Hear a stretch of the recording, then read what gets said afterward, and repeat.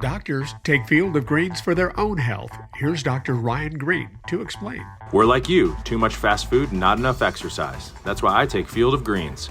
The fruits and vegetables in Field of Greens support my heart, lungs, kidneys, and metabolism for weight loss. And Field of Greens promises your doctor will notice your improved health or your money back. Get 15% off with promo code HEALTH at fieldofgreens.com. That's promo code HEALTH at fieldofgreens.com. Product is not intended to diagnose, treat, cure, or prevent any disease. Nobody has more respect for women than I do. Nobody. Hillary Clinton wants to abolish it, believe me. She wants to abolish our Second Amendment. I think they didn't deny it. I don't think anybody denied it. Other presidents did not call. They'd write letters, and some presidents didn't do anything. Many people have come out and said I'm right. You really do have to ask yourself, where does it stop? Hello and welcome to Fallacious Trump, the podcast where we use the insane ramblings of a bad egg to explain logical fallacies. I'm your host, Jim. And I'm your other host, Mark. A logical fallacy is an error in reasoning that results in bad or invalid arguments. And the logical fallacy we're looking at this week is obfuscation. I meant to ring you up in the week and say, we've got to have the insane ramblings of Don Corleone. Well, you've ruined next episode for me now. Because I did put that in. I did have that in, but it's Easter. It's Maundy Thursday as we're recording. It's Good Friday in about 7 minutes. I had to have an egg one, really. And I did see if I could find some Easter-based insults, and there were some interesting Swedish ones. Oh, really? They have different insults for, like, Ash Wednesday, Maundy Thursday, Good Friday. Oh, my God, really? But I couldn't pronounce any of them. So, right. And a bad egg is it's pretty British, bad egg. It's like not a great person. But also, egg, it turns out, is just a good insult if you're Australian, particularly. Right. It just means you're a dick if someone calls you an egg, basically. Oh, okay. So...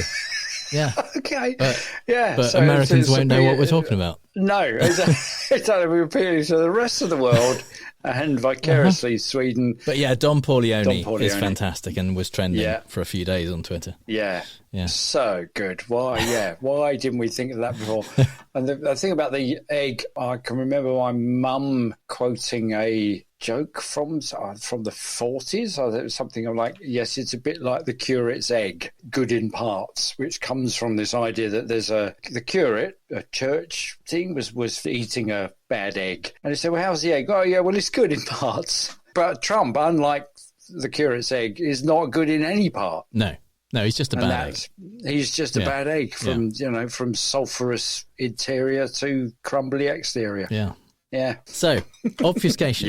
This is the deliberate introduction of kind of vague or confusing information in an attempt to make a claim or present a point of view. And obviously it becomes a fallacy when you're using it in any way to persuade people of things. Or dissuade them of other things. And it does seem to be the overarching, mind you, we say that every time, it does seem to be the overarching fallacy that's employed in political circles. Well, yeah. I mean, certainly for Trump, a lot of what he says is extremely confusing, and it's not always necessarily deliberate.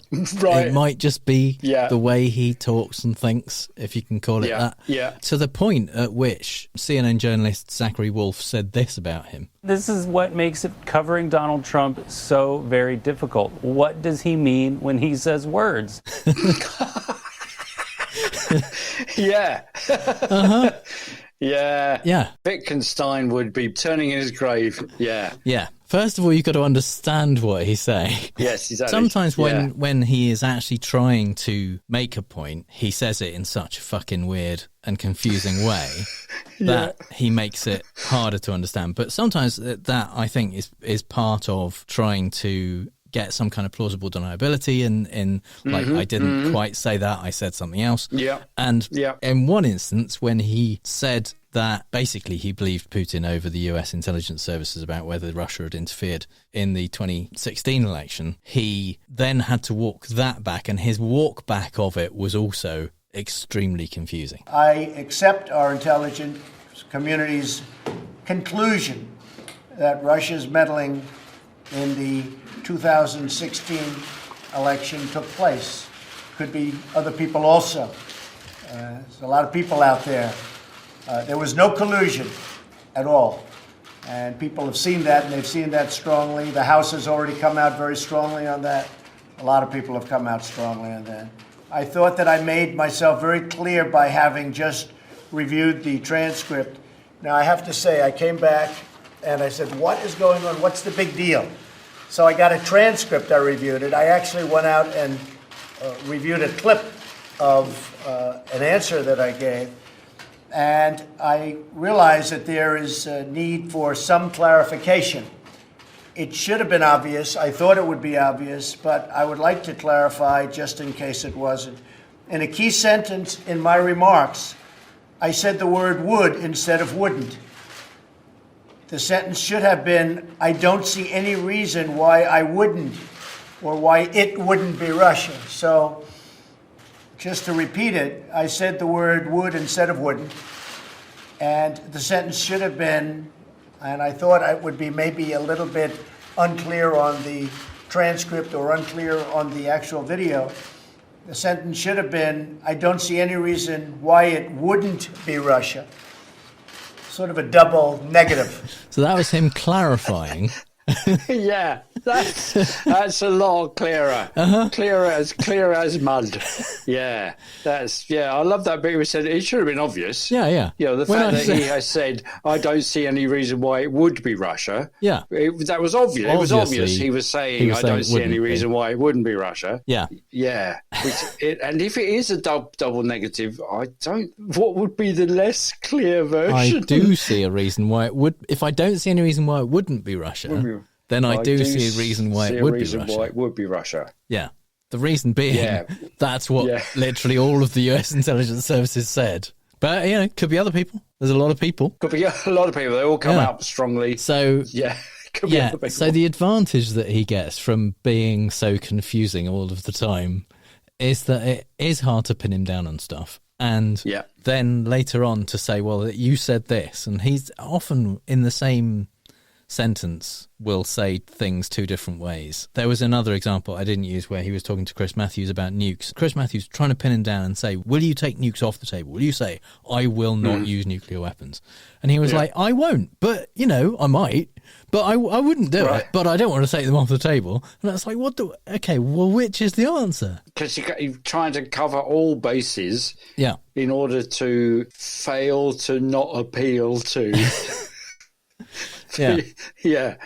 Yeah. He wants to cover all the bases so that everyone can say, oh, yeah, no, that's perfectly reasonable. Yeah, if you pick and choose the bits that you like out of what he said, everyone can find something to agree with, theoretically. Good in parts. Curious egg. There you go. Yeah. But, yes, exactly. Yeah. So it doesn't stop with Trump. It extends to people in his orbit as well. When he was in Walter Reed undergoing treatment for COVID, his doctors gave a press conference. And one was asked repeatedly about whether he had been given supplemental oxygen. He has not received any supplemental oxygen. He's not on oxygen right now, that's right.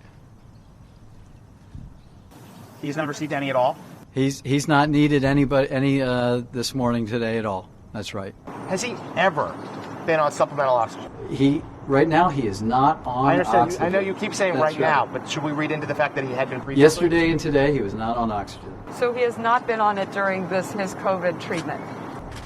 He's not on oxygen right now. I'm going to try to pin you down one more time. I know you said there was no oxygen. He's not on oxygen. But did he receive today? Did he receive any on Thursday? And what's today? Saturday? It's Saturday. No, Thursday. Okay, so no Thursday, probably no Saturday. That's fine. So that was why we were confused. Thursday, no oxygen, none at this moment. Yeah, and yesterday with the team, while we were all here, he was not on oxygen.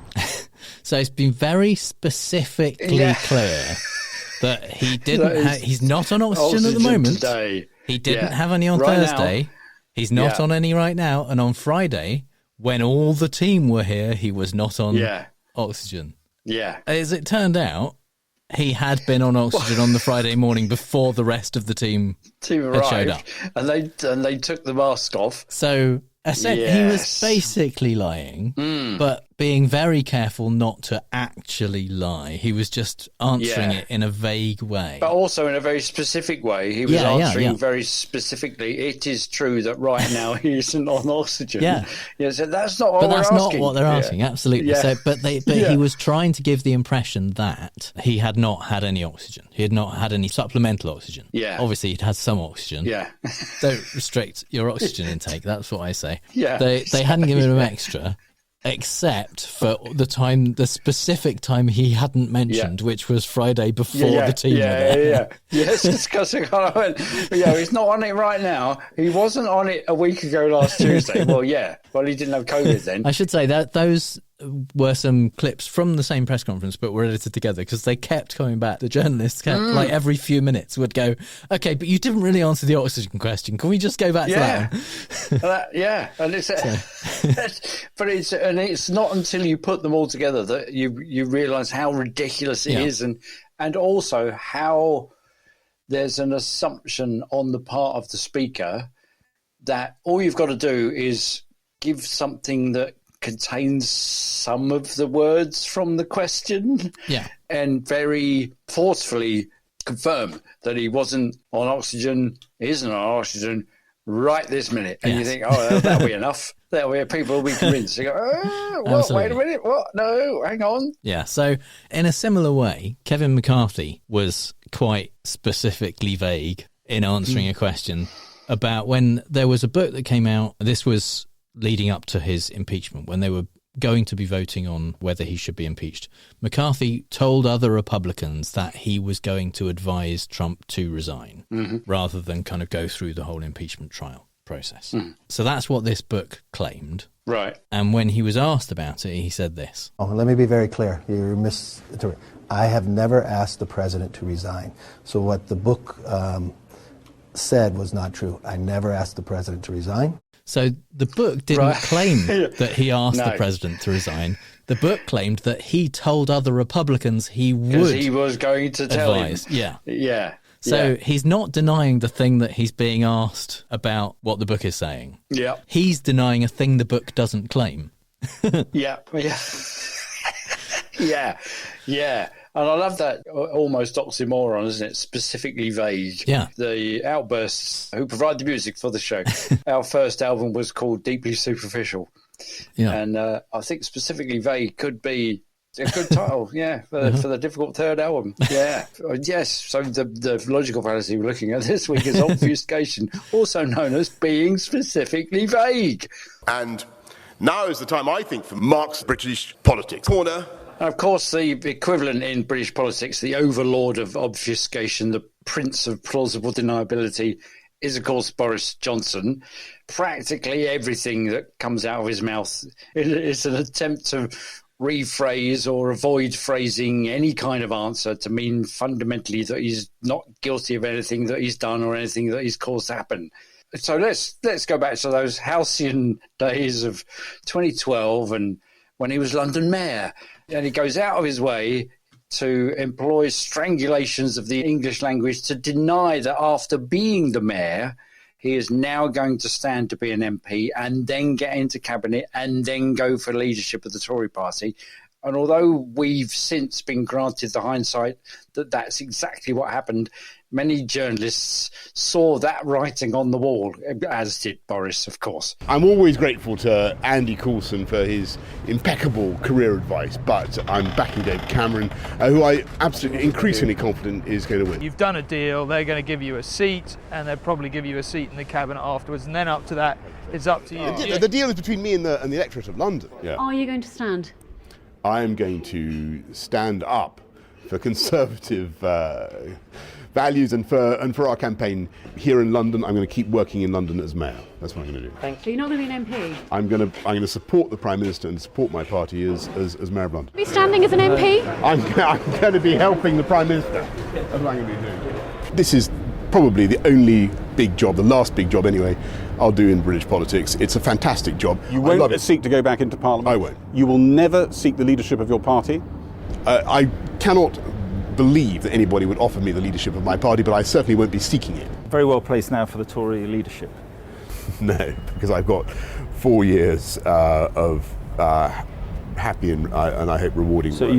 you're not going to go for the Tory leadership whatsoever? David Cameron is doing a wonderful job. He's doing in tough circumstances. But you're never going to go for that Tory leadership? In the immortal phrase of Michael Heseltine, I cannot foresee the circumstances. So, yes, that's what I wouldn't, far be it from me to wish that, I can't see that anyone would want me to. I can't believe anyone would offer him the party leadership either, personally. No, yeah. quite.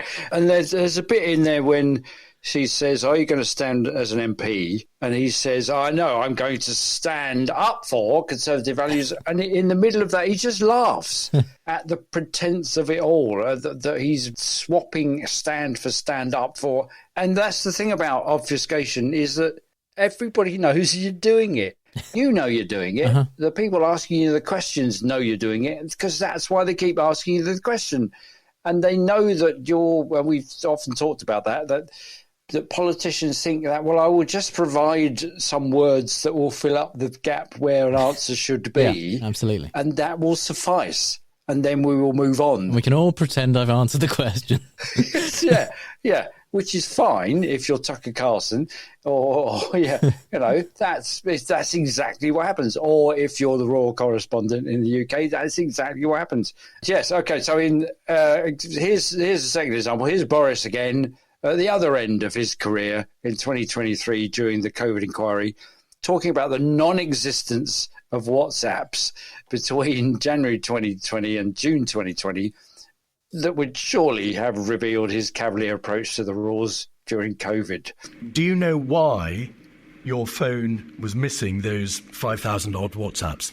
I don't know the exact reason, but it looks as though it's something to do with the app going down and then coming up again, but somehow not automatically erasing all the things between that date when it went down and the moment when it was last backed up.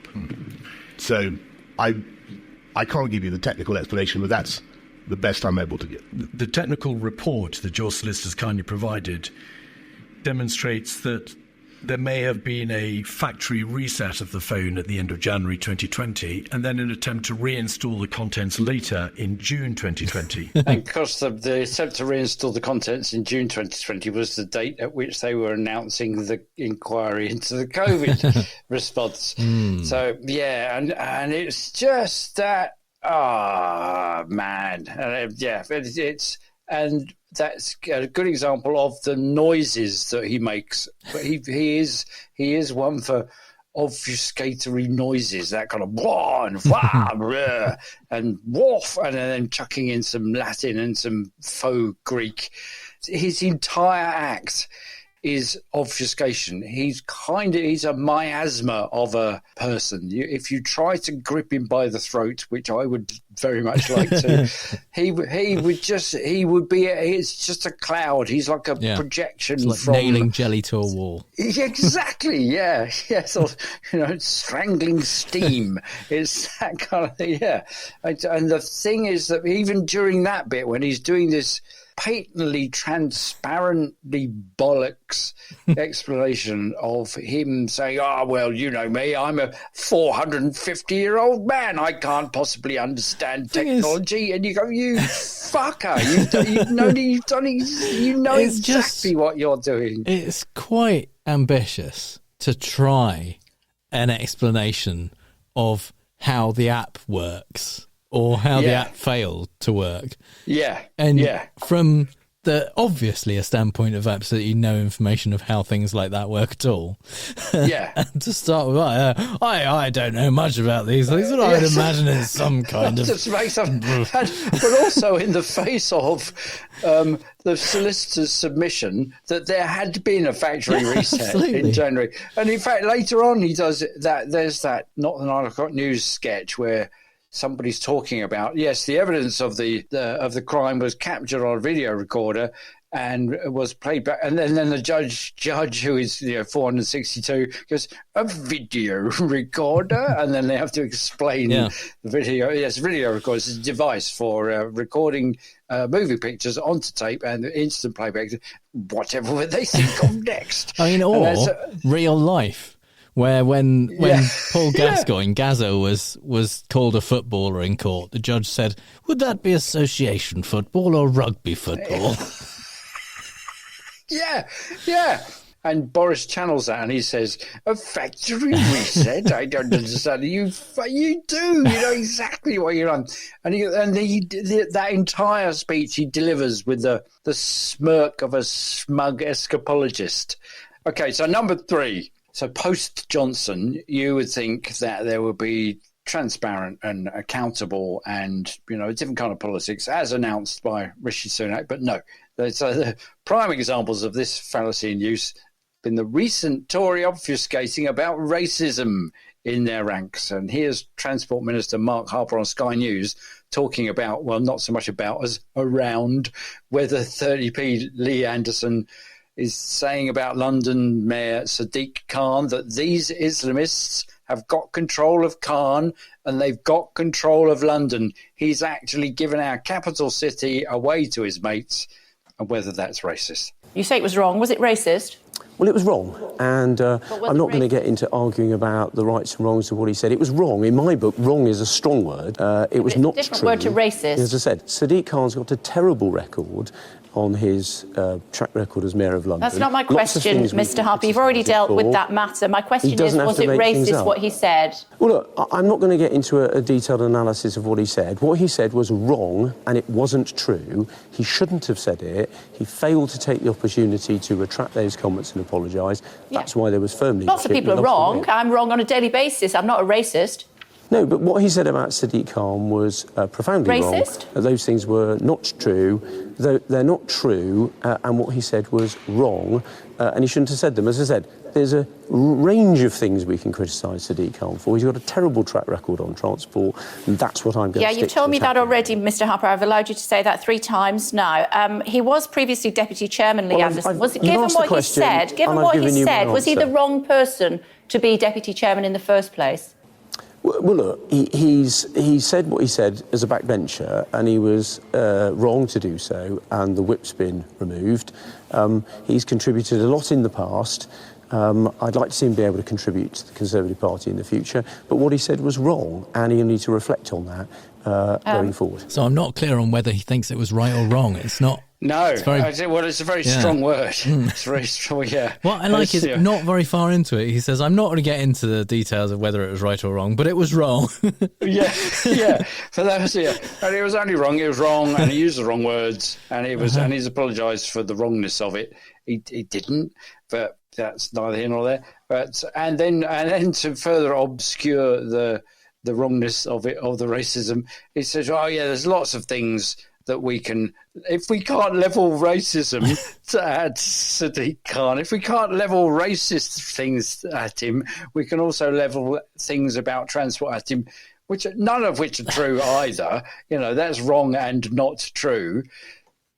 It's So anyway, similarly, here's Energy Minister Graham Stewart talking about Tory donor £15 million Frank Hester as opposed to 30p Lee.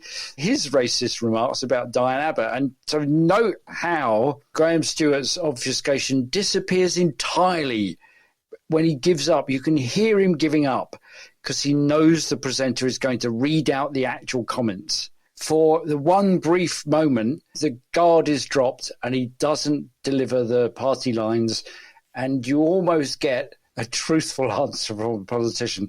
Then, of course, with the follow-up question, the obfuscation immediately returns. The Conservative Party spokesperson said that Mr Hester has made clear that while he was rude, his criticism had nothing to do with the colour of her skin. Is that right? He has been absolutely clear that although he spoke in an intemperate and rude manner... I know. Read what he said. He said, it's like trying not to be racist, but you see Diane Abbott on the television and you just want to hate all black women because she's there. I don't hate all black women, but I think she should be shot. Diane Abbott needs to be shot. That is based on the colour of her skin. And they're truly awful remarks, aren't they? So there's nothing I can say apart from to condemn them and say that he's absolutely right to apologise. I'm not remotely tempted to try and defend it. He shouldn't have said it. It was half a decade ago in a private meeting, but that doesn't really excuse it, and that's why he's quite right to apologise profoundly, profusely and completely, because those words are not defensible, and I'm not here today in any way to seek to defend them. So you know what my follow-up is? Should the Tory party return the money? We can't cancel anybody from participation in public life or indeed donating to parties because they said something intemperate and wrong in their past, and it's not my decision. So somebody else that might have said things like this in the past, you welcome their money?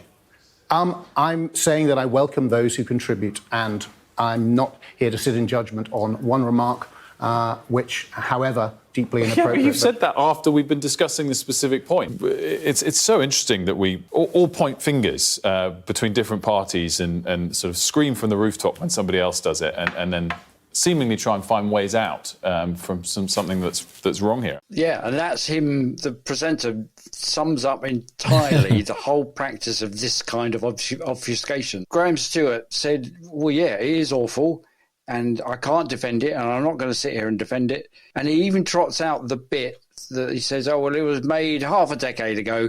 Because if you say 5 years is half a decade, it sounds a lot bigger. Yeah, 5 years isn't very long ago at all. Yeah, like half a decade. And it was in a private meeting, wasn't in a public forum, so that's perfectly fine. And then he actually says, but that doesn't excuse it. Yeah. And but then after that, he says, I'm not going to sit in judgment on a particular single comment. Well, you just did.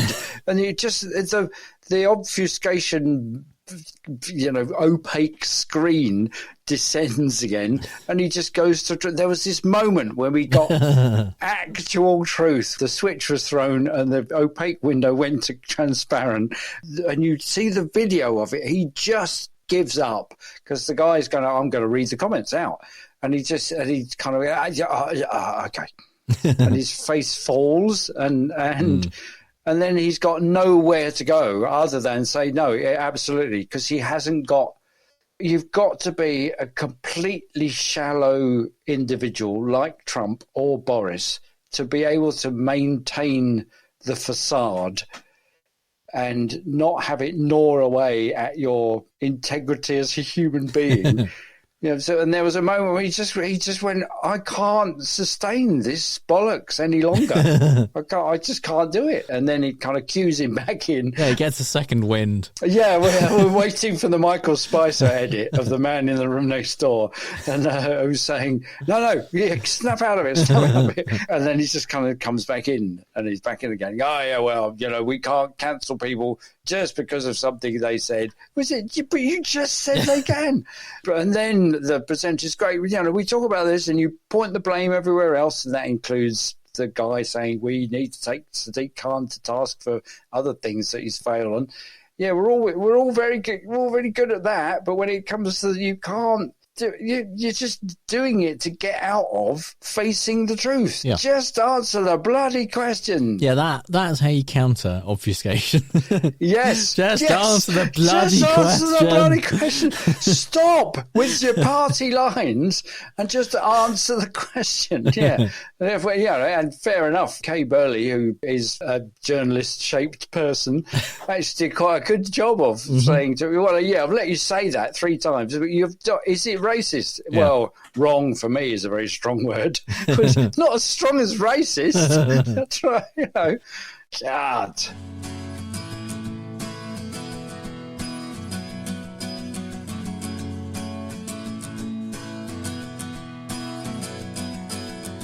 Second May is gonna be the day that they're gonna blame it all on you. By now you should have somehow realized that you broke it too. I'm pretty sure that everybody feels the way I do about you now. Rishi, the word on the street that the fire in your heart is out.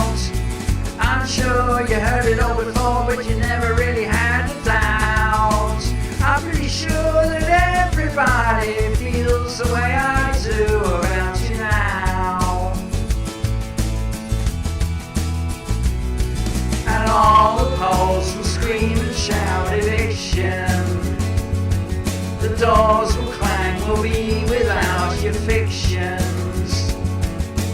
There are many things that I would like to say to you, but I can't be asked. baby. We're gonna find a wild fallacy. And after all, it's a fallacy. Oasis there with Wonderwall with the obfuscating line, I don't believe that anybody feels the way I do about you now, which Noel Gallagher's wife, Meg Matthews, at the time said, why don't you just put in, I love you? Not enough syllables. Yeah. My kids asked me to stop singing Wonderwall. I said maybe. Yeah, I guess. So in the Fallacy of the World, we like to talk about the Fallacy of the Week from a non-political perspective. And our first example is from That Mitchell Webb Look. Ah, excellent. And speaking of countering this fallacy, Robert Webb in this sketch does, I think, quite a good job of it, because this is an example of plausible deniability and being deliberately vague. Yeah. Because David Mitchell here is playing a stereotypical evil genius talking to his henchman. I'm afraid, sir, we still have a problem with Detective Harrison. Yes, Mr. Harrison has an irritating talent for disrupting my arrangements. Would you like me to have him removed? Yes, perhaps. Perhaps it would be better if Mr. Harrison were taken out of the picture. Sorry, guys, you're doing it again. What, Alan? Have him removed. Take him out of the picture.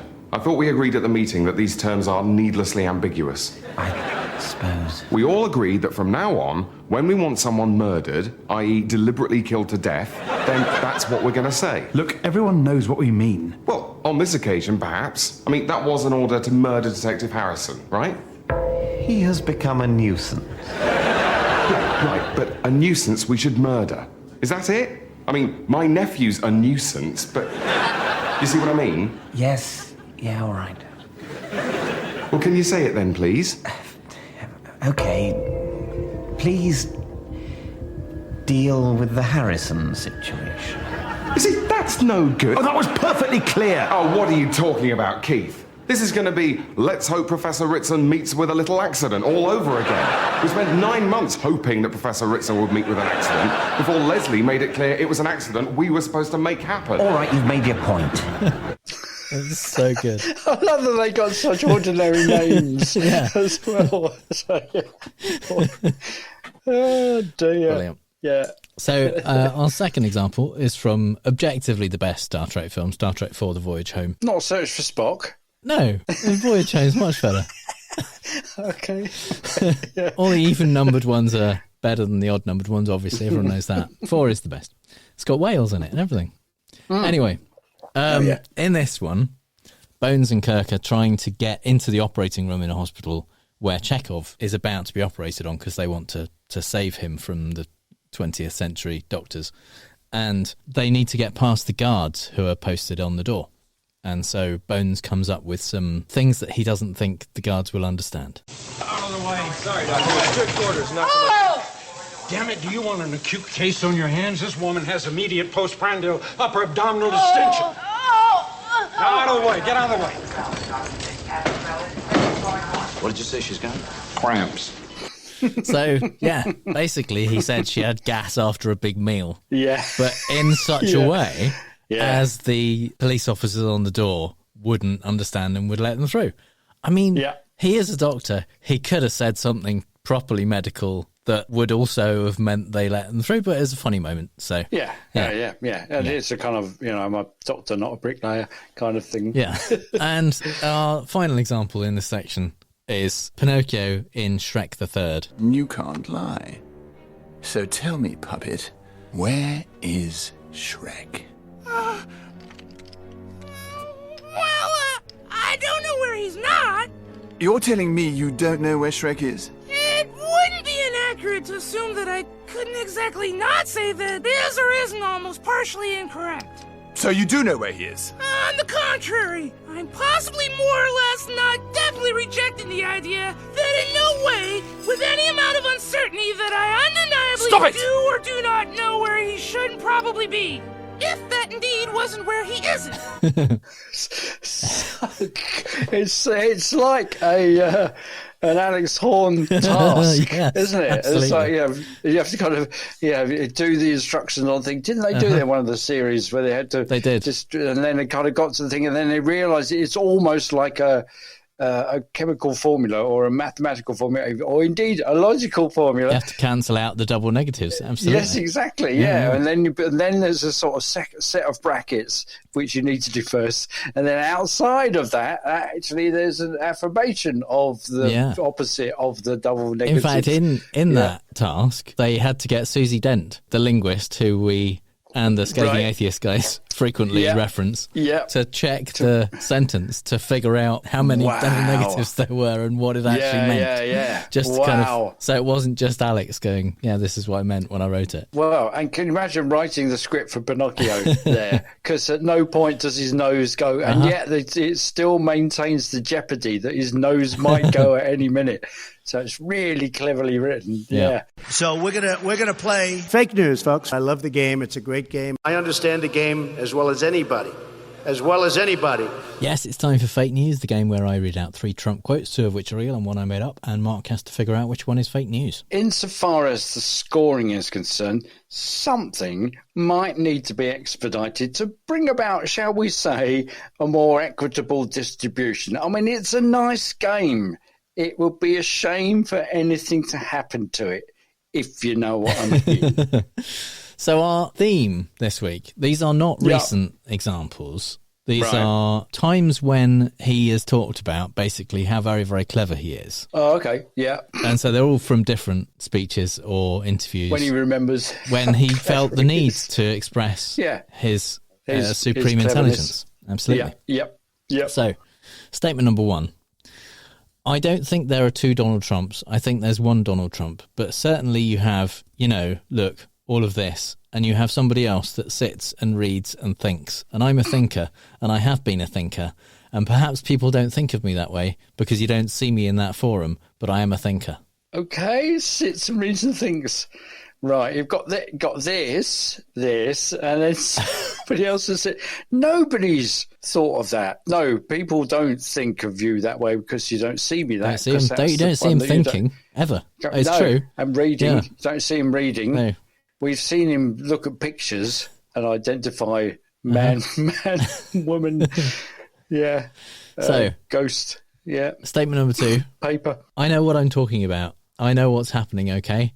A lot of these people don't know what they're talking about, and yet they've got to this level. But I went to, a very good school, several very good schools, and they don't let you in if you're not big in the brain area. I did very well because I'm smart and I have the ability to think. Yeah, we know which schools he went to. Big in the brain area. That's yeah. You see, he's obviously had to think there. There's him demonstrably thinking. Yeah, we saw him thinking that at that point. Yeah. And statement number 3.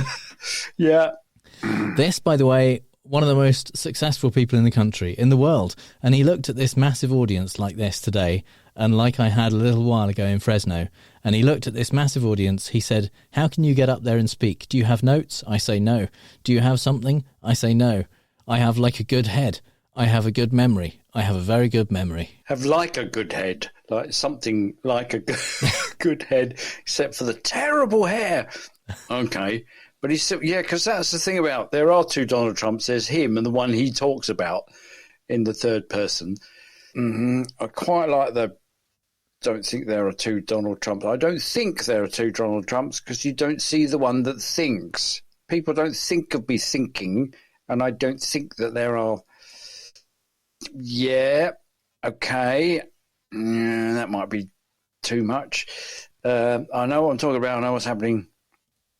I know what's happening. Okay. I've just realised what you said there. A lot of these people don't know what they're talking about. These people. Okay. Big in the brain. Quite taken with that. Right. Do you have notes? See, I think that needs a sir in there. But then, all right. So on that basis, none whatsoever. I think number 3 is the one that you made up. Okay, so of the other two, which are you more convinced by? I'm less unconvinced by in the obfuscatory kind of way. I'm more convinced by 2 because I just wanted to hear him say big brain area. Yeah. And number 2 is fake news. Oh, what? Oh, that is good. My God, I could hear him say in my head, I could hear him saying that pause between, oh, bloody hell, that's brilliant. You're not big in the brain area. That's excellent. No, that's not a thing he said. See, I was definitely convinced by 3 that it was, do you have notes? No, blah, blah, blah. It's a bit sort of bland. But that's very good. I should have spotted that. Because several very good schools, because we know that he didn't, which allowed you the license to write it. Yeah. So very good. Man, that was the convince. That was the selling point. Big in the brain area. Mainly. See, I'm doing it entirely wrong. I just again. So you wanted I'm to doing hear him it because I want to hear him say it. Yeah. We've got to get an AI voice generator thing and just type it in, make him do it. Yeah. Well, we can hear number 1 because he did say that. I don't think there are 2 Donald Trumps. I think there's one Donald Trump, but certainly you have, look, all of this, and you have somebody else that sits and reads and thinks. And I'm a thinker, and I have been a thinker. And perhaps people don't think of me that way because you don't see me in that forum, but I am a thinker. Is he thinking right now? He has been a thinker, yes. But is he thinking right now? No. Yes, he has been a thinker. I can confirm he has done some thinking. He has thunk. Yeah. So the thing about 2 Donald Trumps, this was part of a clone experiment that went wrong. He was answering questions from reporters after a talk that he'd given, and Ben Carson had been there earlier on, and he claimed, Ben Carson said, there's 2 Donald Trumps. There's the one you see, bombastically talking to people, and there's the much more kind of cerebral type who behind the scenes who you never get to see, who's really, really smart and switched on and stuff. Oh, okay. Earlier on in this bit, the journalist asked him, do you think he's right? Do you think there are 2 Donald Trumps? And he said, Donald said, yes, I think there are. I think he's right. I think there are 2 Donald Trumps. And then 3 questions later, they said, can you explain why you think there are 2 Donald Trumps? And he went, I don't think there are 2 Donald Trumps. It's a bit like the Wizard of Oz, isn't it? It's a kind of a bombastic thing at the front. Pay no attention to the man behind the curtain, because when you fold back the curtain, there isn't anyone there. Nothing there. There's not one sitting there thinking and reading. No, nothing. Bugger all. Yeah. So he also, as we now know, said number 3. This is, by the way, one of the most successful people in the country, in the world. And he looked at this massive audience like this today, and like I had a little while ago in Fresno. And he looked at this massive audience. He said, how can you get up there and speak? Do you have notes? I say, no.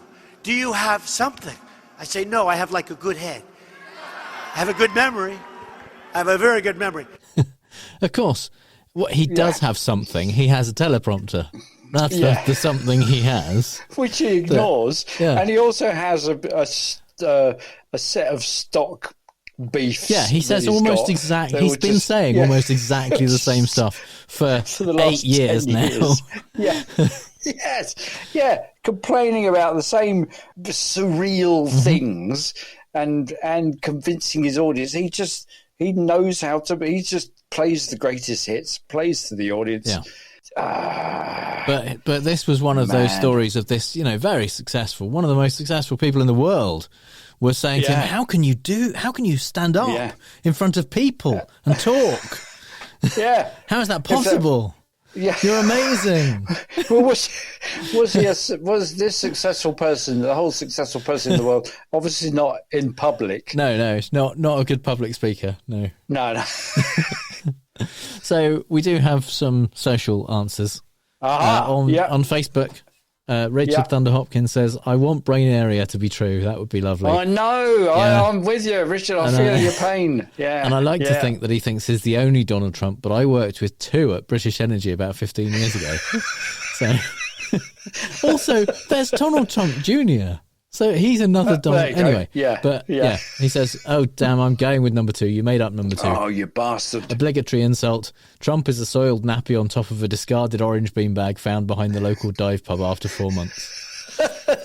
After brain area, yes, I should have set aside, like Richard suggests. You know how to get me. You know my trigger points. So brain ...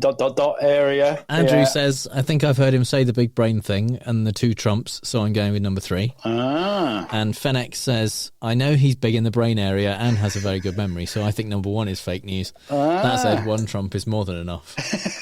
And on Patreon, Scott says, I think 1 is fake, although Trumpish. I think the others are Trumpier. He also nice. He loves to ramble about his great schools and brain. Also, I live in Fresno. Okay. Yeah, that's a good reason. Why not? Anders says, number 3, can't remember why I didn't take notes.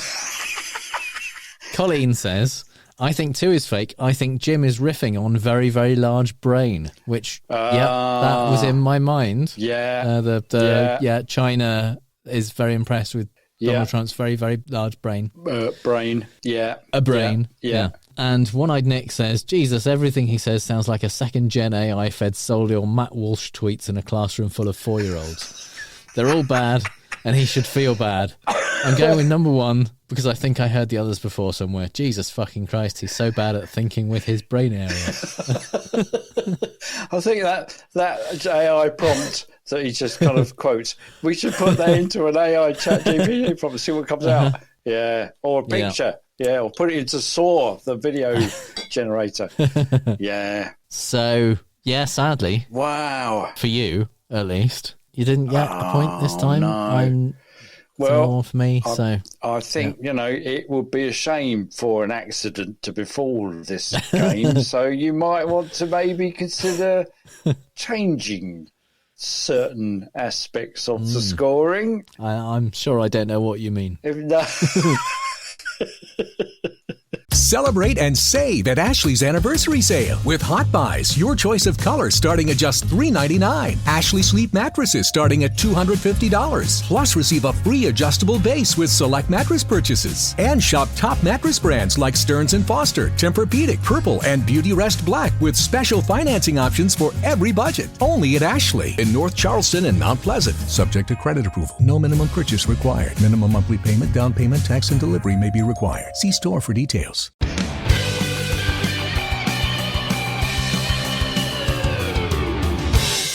And it's time for the part of the show that this week at least is called $175 million is not a logical fallacy. Yeah. Because it's gone down from the 355 million plus interest. I was very disappointed. Yeah. Just think it was because it would just be too much of a faff to actually try and seize the assets. Given that they're not worth it, is the reason. Not worth anything. Because Letitia James was gearing up for it. She put in some paperwork that would have enabled her to start proceedings to take control of his Seven Springs golf course and possibly one of his other properties. Yeah. I mean, it was Monday. This was the 30-day deadline. It was on the day of the deadline that this ruling came down. Yeah. That the appeals court decided that he could post a bond in the amount of $175 million. This is in his New York civil fraud case, where he was originally required to post a bond for $454 million because it was the $355 million plus interest. Yeah. He can appeal anyway. He can appeal even if he doesn't pay a bond, but that would have stayed New York's ability to start seizing his assets, essentially. Right. I still haven't quite figured out the reason why they decided to give him an extra bit of leeway. I mean, basically, the reason is because it's a two-tiered system of justice. There's rich people and there's everyone else. Yeah. There's no way of arguing legally. But ironically, this is where the Don Corleone came from. It's ironically that, if this system of justice is for the rich people, what he said was, I haven't got sufficient funds to pay that bond. His lawyers said that. Right. They made statements under oath, essentially saying that he didn't have the money and that he would be forced to sell properties in exigent circumstances, which would be unfair because if he were to win an appeal, then he wouldn't be able to be made whole. He wouldn't be able to get those properties back for the same amount of money. Yeah. That was the argument. Okay. He undercut that argument by making public statements saying, I have over $500 million in cash. Yeah.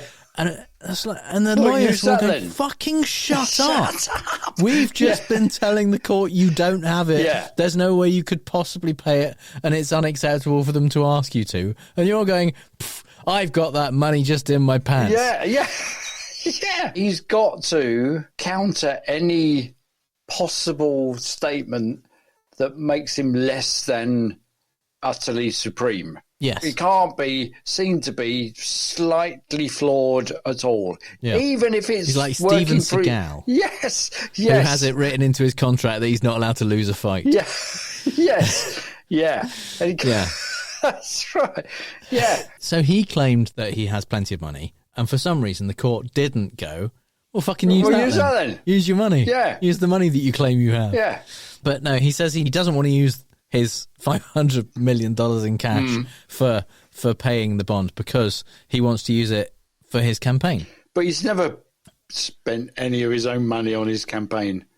He spent, to be fair, he put in around $60 million in 2016 into his campaign of his own money, supposedly. When nobody would believe that he was in with a chance. Yeah. Yeah. And he was just doing it for ego reasons. Yeah. Yeah. But he must have got that back 1,000-fold. Of course he did. He's grifted way more than that since.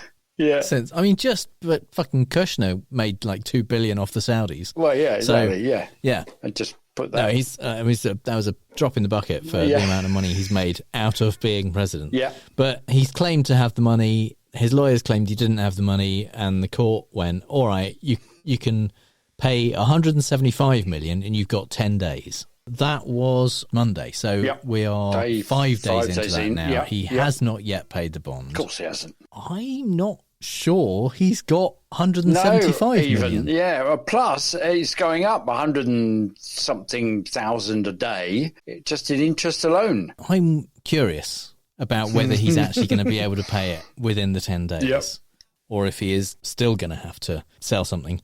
Obviously, 175 million is a lot easier, theoretically, to get a bond company to pay. Well, yeah.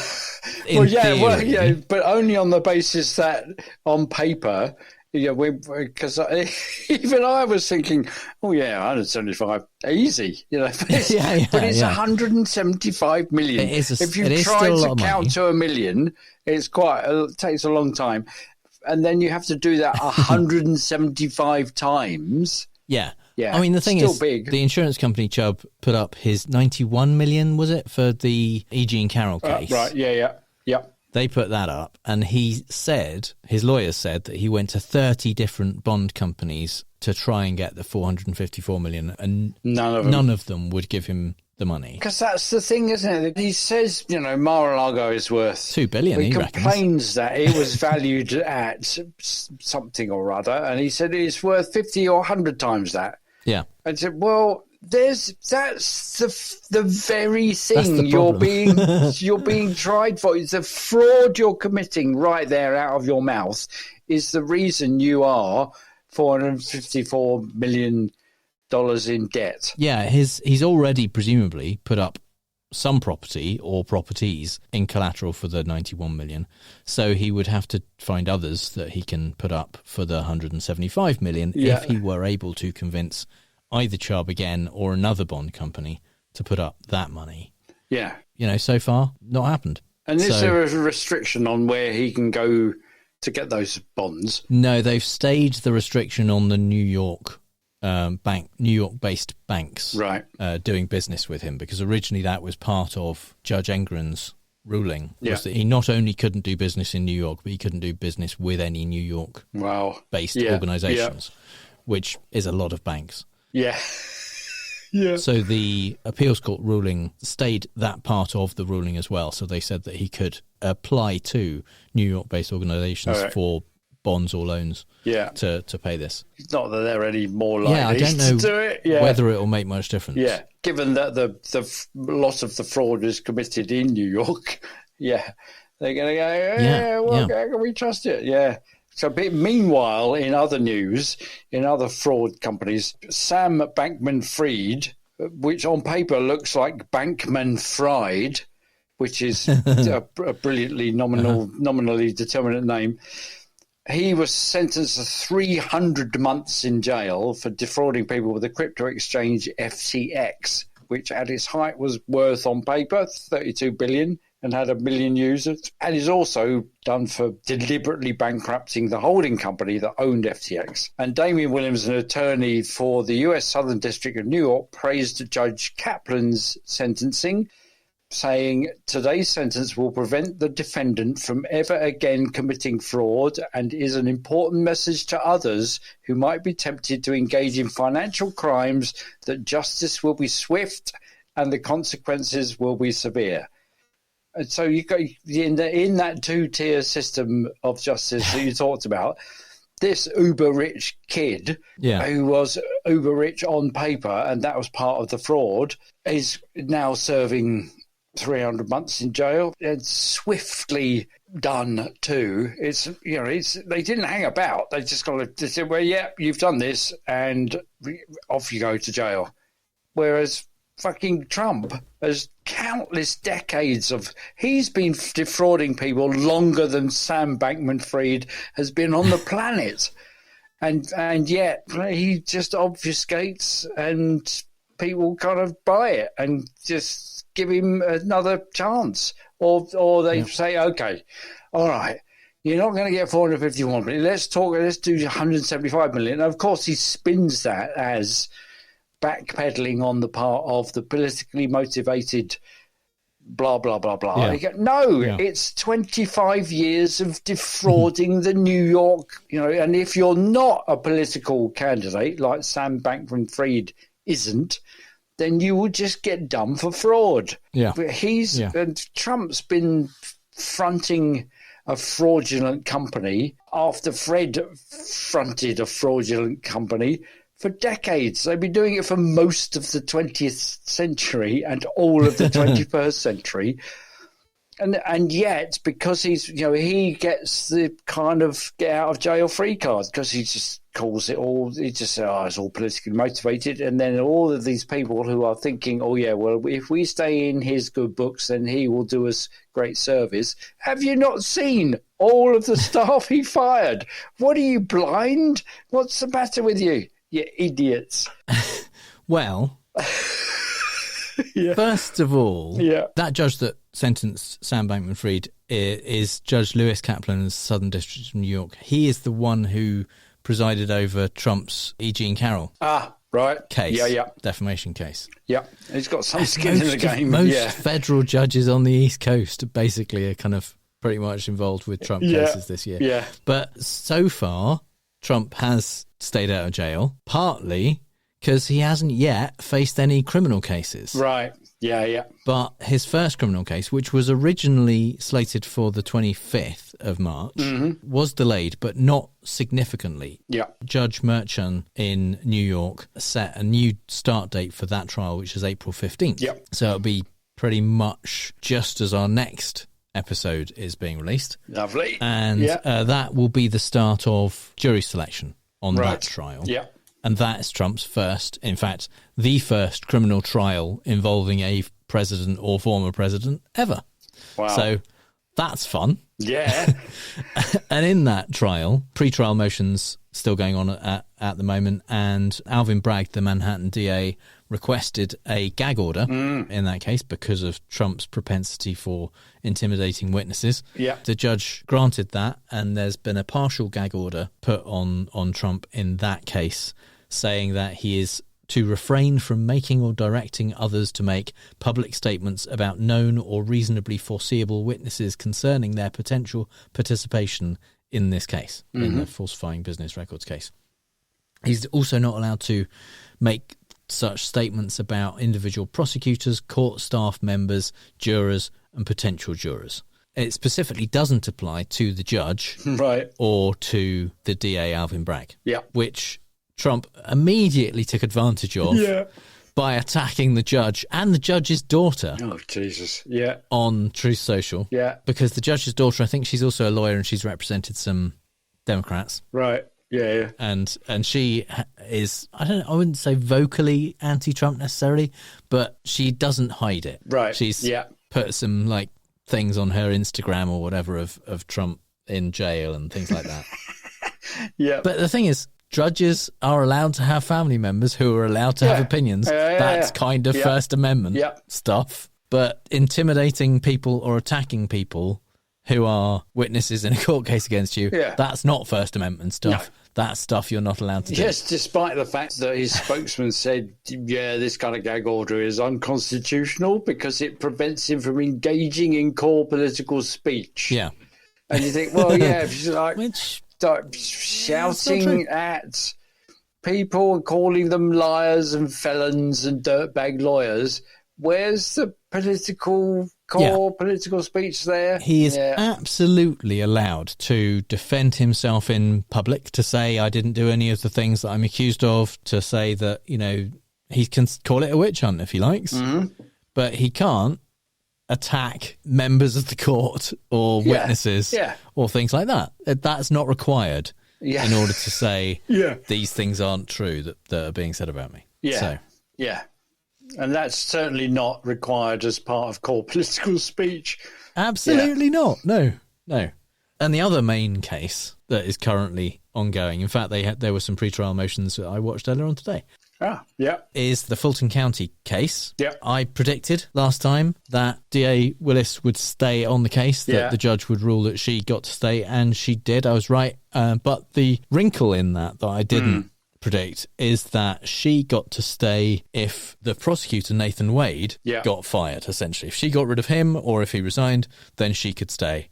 Or, in a weird option, he could stay but she could leave. But if she left, that would basically send the case back to the person who decided which prosecutor took it over and it would delay things. So obviously Nathan Wade pretty much immediately resigned and Fannie Willis stayed on the case, and that is moving forward. Still no trial date for that. She's requested an August trial, but Judge McAfee is taking his time in deciding whether that's going to go ahead. But at the moment, the motions today were largely Trump's lawyers requesting a motion to dismiss. Didn't they say she was racist, making comments? Well, obviously they've done that, but I don't think that was technically a legal argument. They are appealing his ruling that she gets to stay on the case. I don't think that'll go anywhere. Didn't part of his ruling acknowledge that actually there was it was just about the look and feel and smell of it? The appearance of impropriety. Rather than that they found an actual conflict of interest. They didn't manage to prove that there was one found, but he said, but the optics are a bit bad. Yes, and he kind of, in a way, invented a bit of new law for that, because in Atlanta, where this case is happening, there isn't, as I understand it, something in the statute books about people being removed based on appearance of impropriety. They can be removed for actual conflict of interest grounds, but things that look a bit dodgy, there isn't actually anything in the books about. And so he kind of created that, essentially saying, some jurisdictions talk about this stuff, and based on that, my judgment is that Nathan Wade would have to go to resign in order for Fannie Willis to stay on the case because of the appearance of significant appearance of impropriety. So if anything, the appeal, it's not going to go the other way. They're not going to say, Wade can come back on the case now. That would be a weird ruling. But they could say, well, there was no real basis for him to have to resign on this because it's not a rule in this state. You can appear to be impropious or whatever the adjective to that. But you can appear it as much as you like, so long as you are. If you're not, then kosher. If you continue to be kosher, then that's fine. That's fine. So I think the motions they were pretty much making today was about First Amendment and him having a right to claim that the election was stolen and then take steps to do stuff about that. And that's where it fell down. And where the prosecutors were saying he can say what he likes. He can make all the claims he wants about it being rigged. But when those statements become him trying to get people to overturn the election in his favour, that is against the law, and we still get to prosecute him about that. Those bits. Yeah, you can say what you like, but if what you say is illegal, the action to incite people to do illegal things. Yeah, I think one of the prosecutors said at one point, he's not being prosecuted for lying. He's being prosecuted for lying to the government. Right. But not dissimilar to Boris and his misleading Parliament. That kind of stuff, yet more obfuscation. I did go back and revisit all of that stuff briefly, and it was just too depressing to continue. They didn't say he was lying. They said he was misleading Parliament. And then he kind of said, yes, but no, because without saying when I misled Parliament, well, when I said those things, I was just referring to this one bit, like today he's not on oxygen. It was that one thing. He said, but anybody, and Harriet Harman, I was reacquainted with her brilliant analogy, which says, when they were talking about the Partygate stuff and also the advice to, yes, you're perfectly fine. So if I'm in a car driving 100 miles an hour, I know I'm driving 100 miles an hour because I look at the speedometer. If I then turn to my passenger and say, is it okay to be driving 100 miles an hour? And they say, you're not driving 100 miles an hour. It's perfectly fine. You're fine. I mean, do you take the advice of the passenger, or do you look at the speedo when the police sirens go in your rearview mirror? And in the end, I think Boris sort of blew it when he sided with the conspiracy theorists and the Trump-like response that it's a witch hunt, it's a kangaroo court. And you think, you haven't done yourself any favours there, because they were not doing that. They weren't prosecuting you for lying. They were prosecuting you for misleading Parliament. You deliberately misled people. Not that you were lying. We all know you were lying, but you deliberately. But here's the rules of it. Here's where we got you. Yeah. There was another example when I was looking for Fallacy in the Wild examples that I didn't end up using, but it was from Armando Iannucci's brilliant "The Thick of It," political sitcom, and it was the MP in that was at a hearing where he was being told off for misleading the committee before. And he said something along the lines of, I categorically did not intentionally say not the truth, although I may unintentionally not have done so. Wow. Yeah. That's excellent. Yeah. But that's kind of, minister-sized stuff, isn't it? Yeah. Wow. And finally, some things we really don't have time to talk about. Early on Tuesday morning, a container ship lost power on Baltimore's Patapsco River and, unable to steer, crashed into a support column of the Francis Scott Key Bridge, causing it to collapse. Maryland officials have made it very clear that all evidence points to an accidental collision, but of course, that hasn't stopped MAGA folk from blaming all kinds of bête noire based on nothing whatsoever. Within just a few hours, Andrew Tate took time away from awaiting trial in Romania for human trafficking and rape to tweet his theory that the ship was cyber-attacked and deliberately steered into the bridge. Alex Jones posted a video of the bridge collapse and commented, "Looks deliberate to me, a cyber-attack is probable. World War III has already started."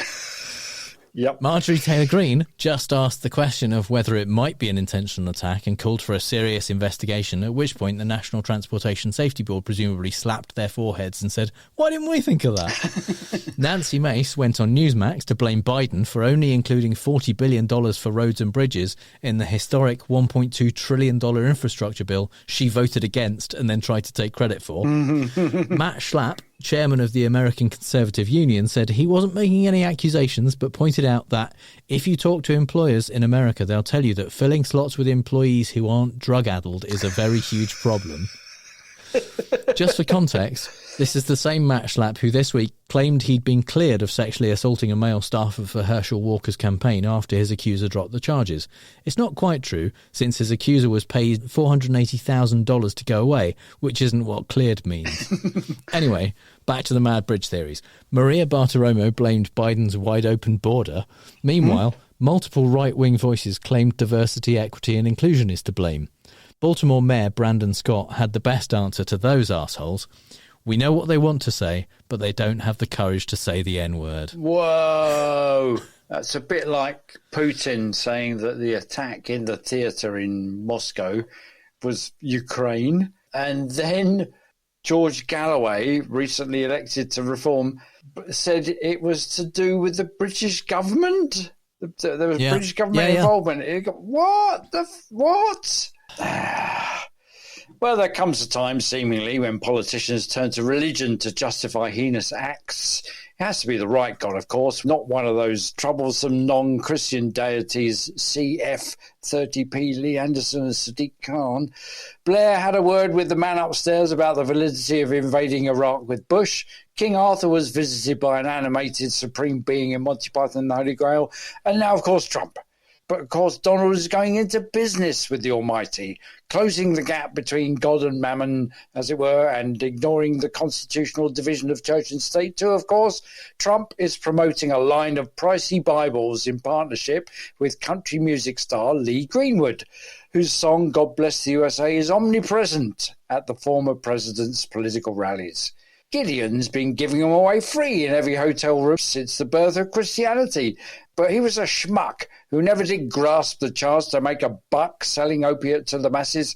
The God Bless the USA Bible costs $59.99, not including shipping and other fees, and is unlike any other edition, as it includes a copy of a handwritten chorus to the eponymous Greenwood hit, according to the website. It's also in big font for the hard of seeing, and each mention of Jesus is picked out in red. Not one to be accused of grifting indiscriminately, the Trump-Greenwood Bible also includes the US Constitution, the Bill of Rights, the Declaration of Independence, and the Pledge of Allegiance. But, of course, Trump is keeping a respectful distance from the Word of God. The website selling the Trump-backed Bible specifies that none of its proceeds will go to the Trump campaign. Yeah, right.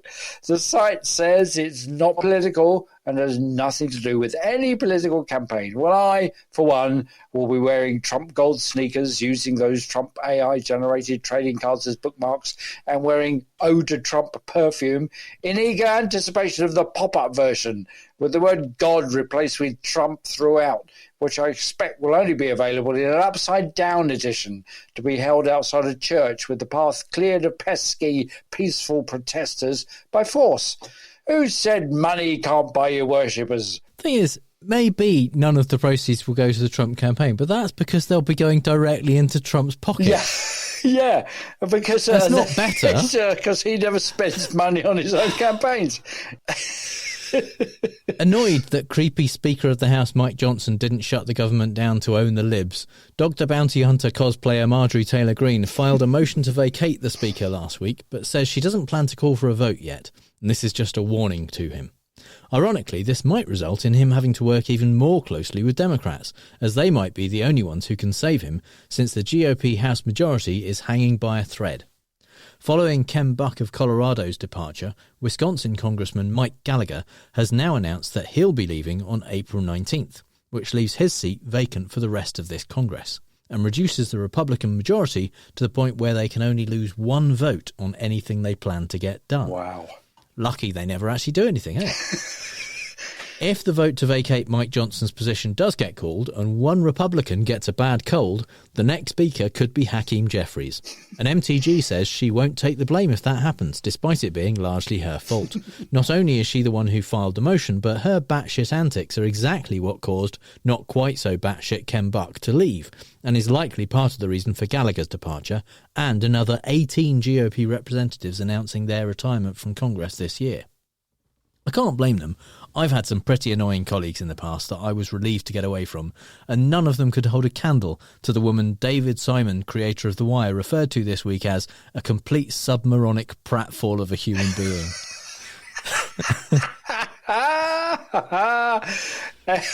Excellent.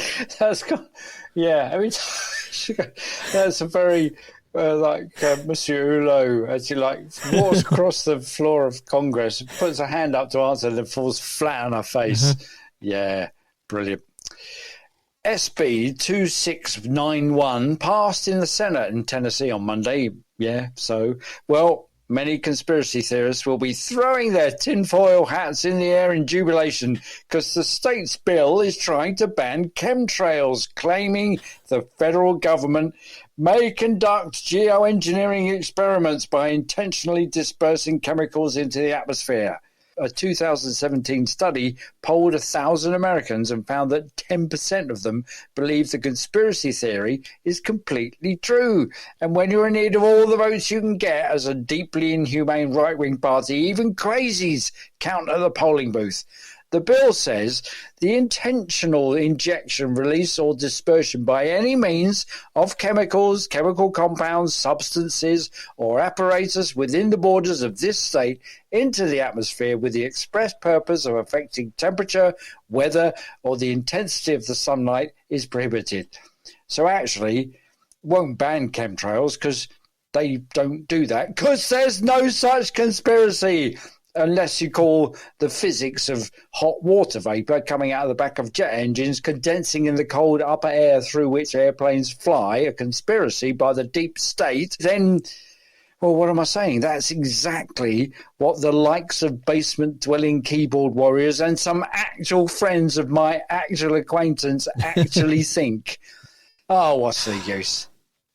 In season 5 of Friends, Ross and Janice briefly dated, but Janice broke it off because she found Ross too whiny.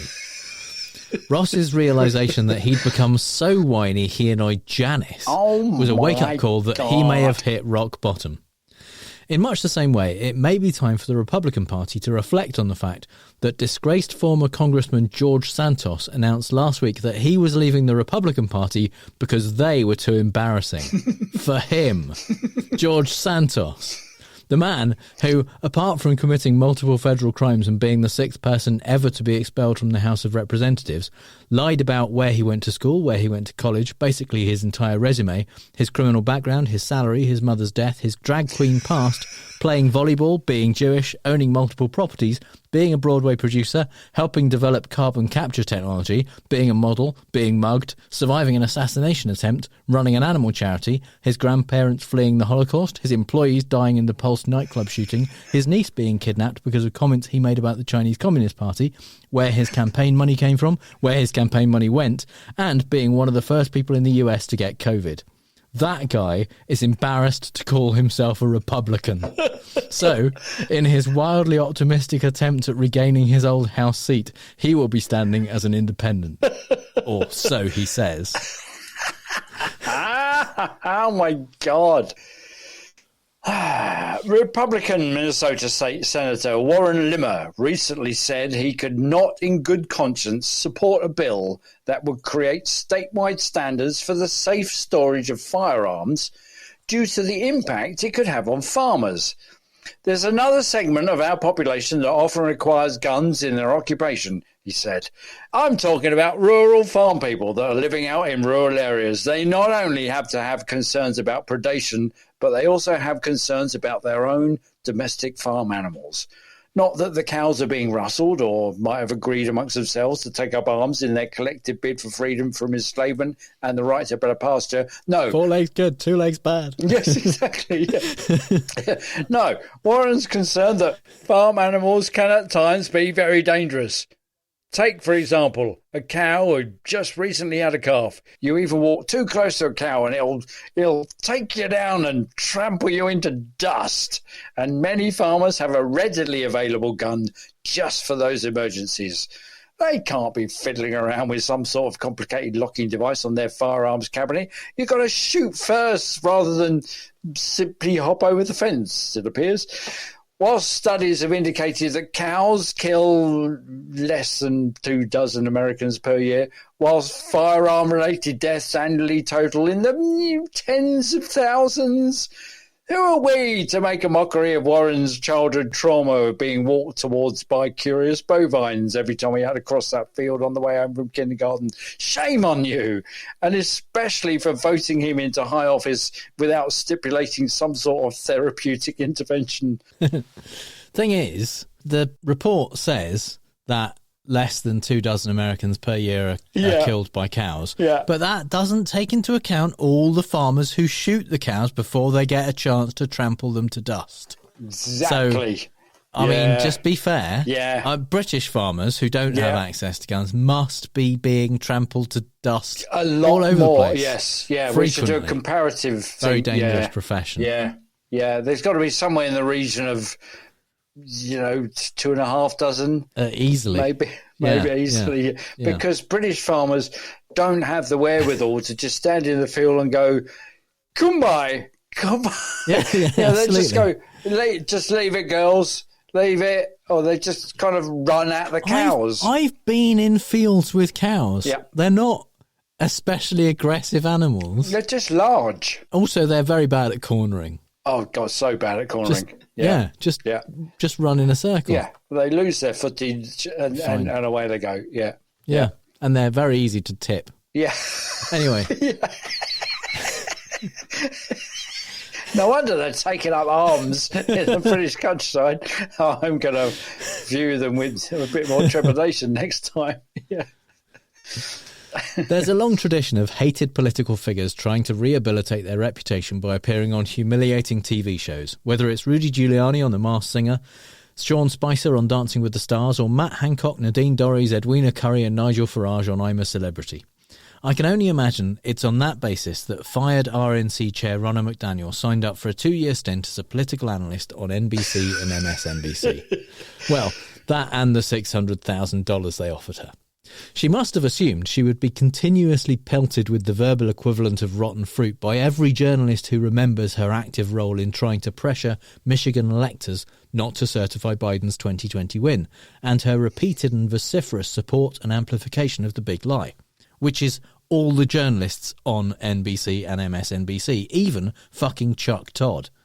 Well, it turns out she didn't make it 2 years. She didn't even make it half a Scaramucci.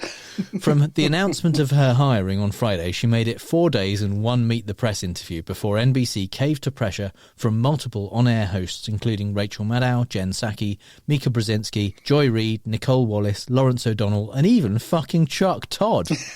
All of whom expressed their dismay that their own network was prepared to platform someone who tried to destroy democracy and pay her for the privilege. McDaniel is planning on suing NBC for breach of contract and says she's expecting to be paid in full for her 2-year contract, which would work out at about $500 per second for her Meet the Press interview. I don't know nearly enough about contract law to figure out how realistic that is, but I'm hoping for some weird trick that ends up with her owing them money.